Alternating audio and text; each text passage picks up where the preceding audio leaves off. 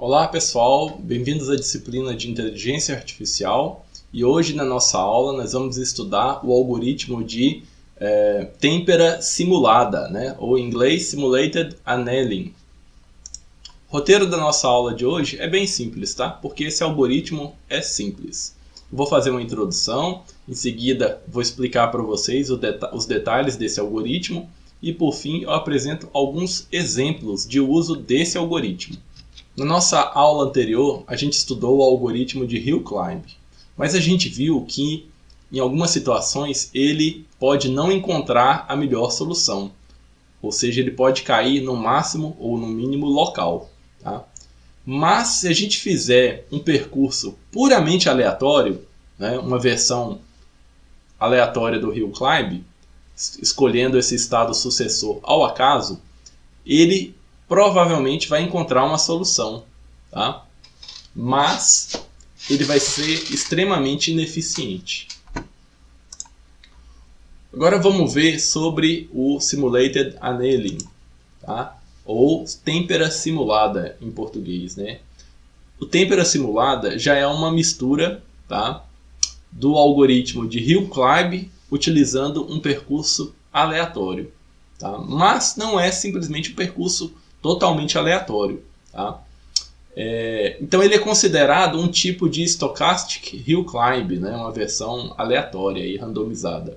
E o resultado dessa mistura é eficiência e completeza, ou seja, normalmente ele vai encontrar uma solução. Primeira dúvida que a gente tem quando estuda esse algoritmo é o que é uma têmpera, né? Têmpera ou recozimento é um processo metalúrgico pelo qual ligas de aço e ferro fundido têm sua dureza aumentada, né? Mas como assim? Isso é feito aquecendo o metal até uma alta temperatura e depois ele é resfriado. Tá? Aí vai depender do material. Pode ser resfriado de uma forma abrupta, né? A forma rápida, ou pode ir sendo resfriado aos poucos. E isso vai permitir que o material aumente a sua resistência, né, e a dureza. Assim é feito o aço. Tá? E nesse algoritmo a gente vai ter uma ideia parecida. Né? A gente vai ter esse conceito de temperatura e essa temperatura vai diminuindo. Tá? E na têmpera simulada vai ocorrer aqui uma mudança de ponto de vista. Né? No subida de encosta, a gente deseja-se aumentar o valor da função objetivo. Mas aqui não, aqui a gente quer diminuir o valor do gradiente. Tá? Agora, para entender esse algoritmo, imagina o seguinte, a gente quer colocar uma bolinha de ping-pong no lugar mais profundo, né, numa superfície acidentada que a gente tem. Aí a gente pode simplesmente pegar a bolinha e jogar ela lá e deixar essa superfície até ela chegar num mínimo. Né? Mas é muito provável que ela vai acabar no mínimo local. Ela não vai cair na fenda mais profunda. Mas aí o que a gente pode fazer? A gente pode pegar e dar uma mexida, né, nessa superfície. Agitar um pouco a bolinha para ela dar uma movimentada e sair desse mínimo local. Então isso vai fazer com que a bolinha quique para fora desse mínimo local. E a ideia é que conforme a gente vai agitando, a gente vai diminuindo essa agitação. Consequentemente, a bolinha vai acabar, né, num mínimo global, ou seja, na fenda mais profunda que tem nessa superfície. Tá? Então é essa a ideia desse algoritmo. A gente vai ter aí um fator de agitação, tá, que é relacionado à temperatura, que vai começar alto. Então a gente vai começar com altas variações no nosso estado.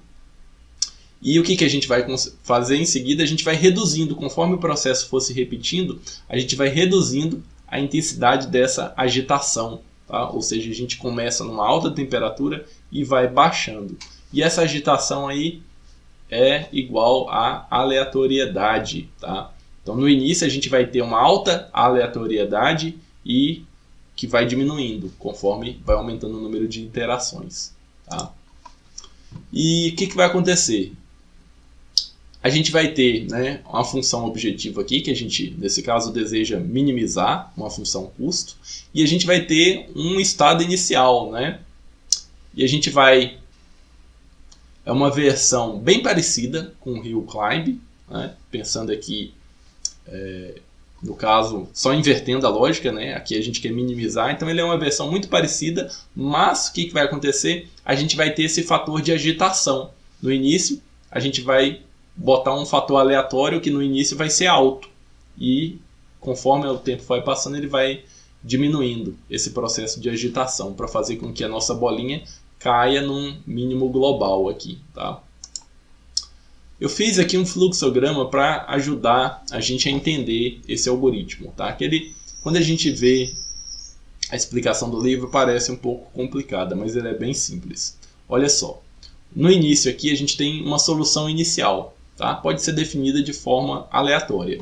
E o que vai acontecer? A gente vai diminuir a temperatura, tá? Diminuir a temperatura aqui é atribuir um valor aleatório para essa temperatura nossa. Tá? E o que vai acontecer? Conforme na primeira iteração, esse valor aleatório, né, a extensão, né, desse valor vai ser uma extensão alta, ou seja, ele pode atingir valores altos. Então eu verifico se a temperatura é igual a zero. Se for igual a zero, finalizo aqui. Esse é o estado, né, solução. Mas no início, essa probabilidade aqui vai ser muito pequena disso acontecer. O que vai acontecer? Se não for igual a zero, então ele vai pegar e vai selecionar um vizinho desse estado de forma aleatória. Não importa qual vizinho. Tá? Vai escolher de forma aleatória. O que vai acontecer? Ele verifica se a função custo do vizinho se é menor, né, que a função custo da solução atual, né? Se for menor, o que vai acontecer? Ele vai atualizar o estado atual, ou seja, o estado vizinho vai passar a ser o estado atual, tá? E ele repete esse processo para o estado vizinho, né? Porque o estado vizinho agora é o estado atual. Agora, se ele selecionou um vizinho e esse vizinho piorou a solução, aí entra aí ainda um fator de probabilidade. Ele vai verificar, vai pegar e jogar os dados, né, e verificar a probabilidade aqui. Então, se o valor, né, dessa probabilidade aí, dos dados que foram rolados, se for um valor maior que uma constante que foi definida ali, o que vai acontecer?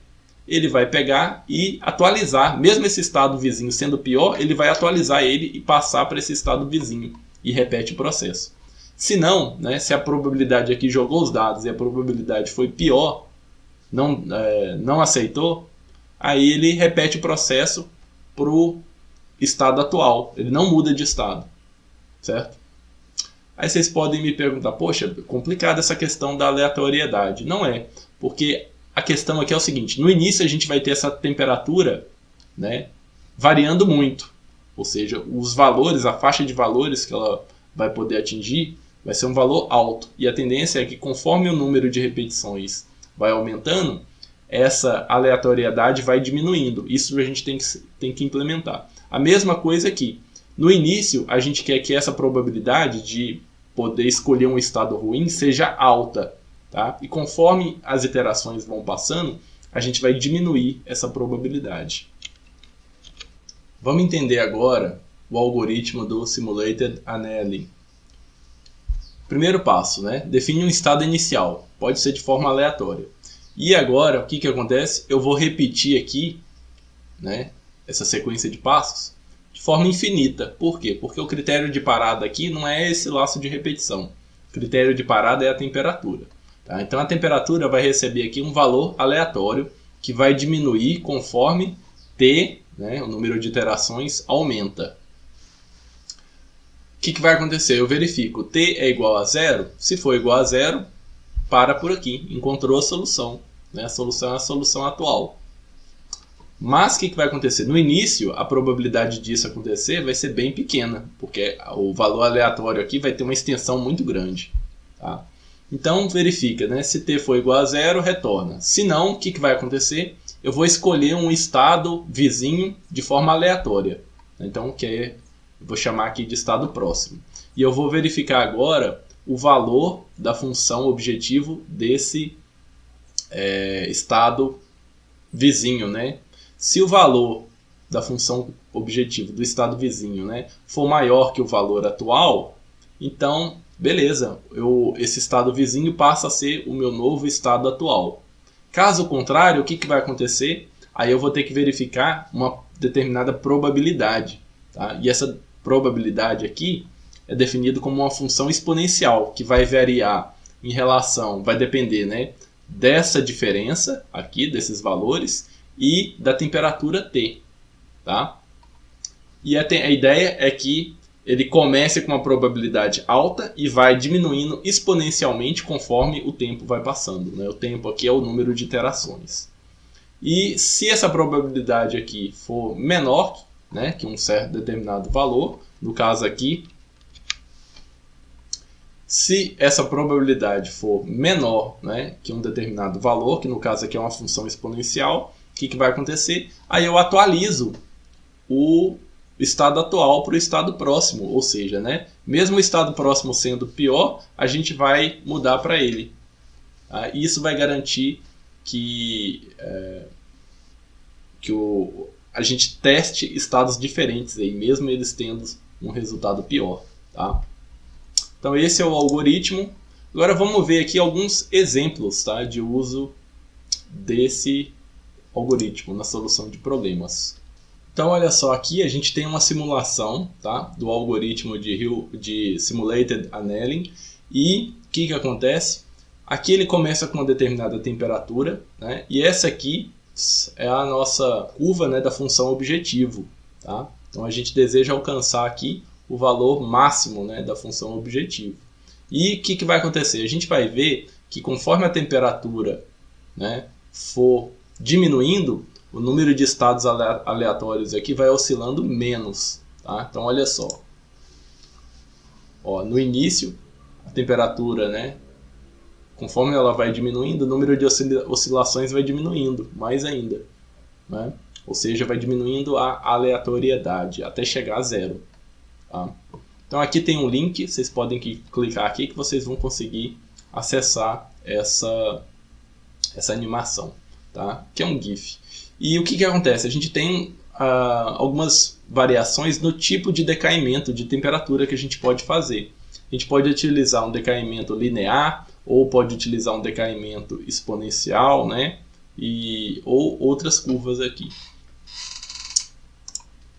Aqui também tem uma aplicação do problema do caixeiro viajante sendo resolvido utilizando o Simulated Annealing. Tá? Então vamos ver aqui essa apresentação. Olha só, é uma animação. Né?